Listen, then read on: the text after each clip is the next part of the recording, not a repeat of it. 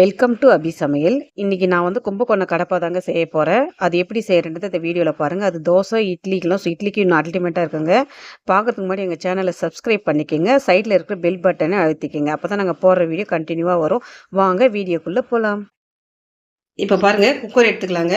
நான் வந்து 100 பைத்தம் பருப்பு வந்து ஒரு 10 நிமிஷம் முன்னாடியே ஊற வச்சுட்டேன். இதை சேர்த்துக்கலாங்க. இப்போ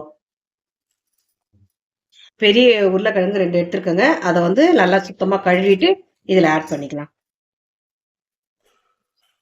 இப்போ ஒரு டம்ளர் தண்ணி ஊற்றலாங்க. இது வேகட்டங்க. ஒரு மூடி போட்டு ஒரு 2 விசில் வச்சுக்கலாம். இப்போ நம்ம மிக்சி ஜார் எடுத்துக்கலாம். இதில் வந்து அரை மூடி தேங்காய் வந்து நான் வந்து அந்த கருப்பாக இருக்கிற இதெல்லாம் தோல்லாம் நீக்கிட்டு ஒயிட்டாக இருக்கிறத போட்டுக்குங்க. 5 பல்லு முந்திரி போட்டுங்க. அப்புறம் வந்து 6 பல்லு பூண்டுங்க போட்டுக்கலாம். வந்து காரம் வந்து இதுக்கு வந்து காரம் எதுவுமே கிடையாது. அதனால வந்து பச்சை மிளகாய் மட்டும்தான். அதனால நான் வந்து 7 பச்சை மிளகாய் போட்டுக்கிறேங்க. சோம்பு வந்து ஒரு அரை ஸ்பூன் போட்டுக்கிறேன். கசகசா வந்து ஒரு 1/4 ஸ்பூன் போட்டுக்கிறேன். பொட்டுக்கடலை வந்து ஒரு ஸ்பூன் போட்டுக்கிறேன்.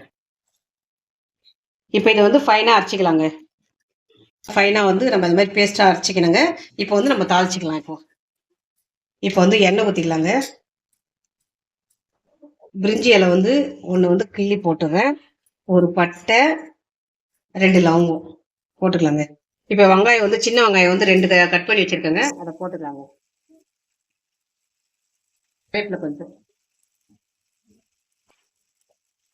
நல்லா பொன்னிறமாக வதக்கலாங்க. இப்போ பாருங்க, வெங்காயம் வதங்கிச்சு. நான் 2 தக்காளி எடுத்துக்கிறேங்க. சின்ன தக்காளியாக 2 போட்டுக்கணும். போட்டு நல்லா வதக்கலாங்க. தக்காளி வதக்கிறதுக்கு உப்பு போட்டுக்கலாம். இப்போ வந்து மஞ்சாத்தூள் கொஞ்சமாக போட்டுக்கலாங்க.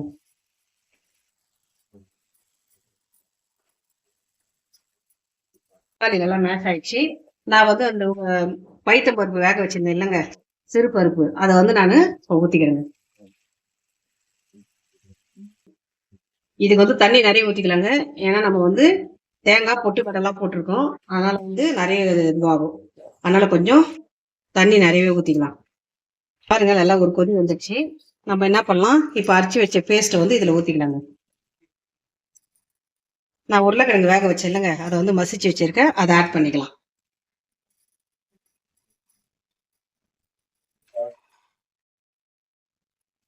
நல்லா இதை வந்து ஒரு கலரி விடலாங்க. இப்போ வந்து நம்ம என்ன பண்ணலாம், உப்பு கரெக்டாக இருக்குதான்னு பார்த்துக்கலாங்க. இது வந்து இட்லி தோசைக்கெல்லாம் சூப்பராக இருக்குங்க. இது நம்ம டெய்லி வந்து இந்த சட்னி சாம்பார்லாம் செய்யறத இந்த மாதிரி ஒரு டைம் ஒரு நாள் செஞ்சு கொடுத்தீங்கன்னா குழந்தைங்க வந்து நல்லா சாப்பிடுவாங்க. இப்போ பாருங்க, ஃபைனலாக வந்து சூப்பராக வந்து நல்லா ஒரு கொதி வந்துடுச்சு. நம்ம இப்போ என்ன பண்ணலாம், நம்ம வந்து கொத்தமல்லி தூவிக்கலாம். மழை சாரல் மாதிரி.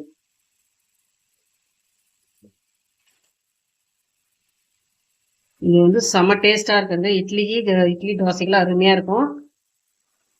நீங்களே செஞ்சு பாருங்க. செம்ம டேஸ்டாக இருக்கும். இது எங்கள் வீடியோ பிடிச்சிருந்தா லைக் பண்ணுங்கள், ஷேர் பண்ணுங்கள், கமெண்ட் பண்ணுங்கள், சப்ஸ்கிரைப் பண்ணுங்கள். எங்கள் சேனல் சப்போர்ட் பண்ணுங்கள். தேங்க்யூ, பாய்.